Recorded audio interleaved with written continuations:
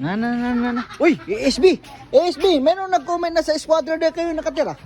May squatter bang ganto kaganda ang paligid, tsaka ganto kamingaw? Yung squatter, ang ingay-ingay, parang nasa palengke. Tsaka may squatter bang ganto kaganda? May squatter ba nakatira doon, napakaganda, tsaka... Oh, Ano naman yung sinasabi nyo nasa squatter kami? May squatter bang mayaman? May squatter bang daming maraming pera? May squatter bang sexy at magaganda yung damit? Hindi yung squatter, no? Oo nga. At bakit ba paningin nyo sa amin nakatira kami sa squatter? Squatter bang tawag dito? Maganda ang view? oh, ang ganda nga ng Ang view. ganda ng mga bahay?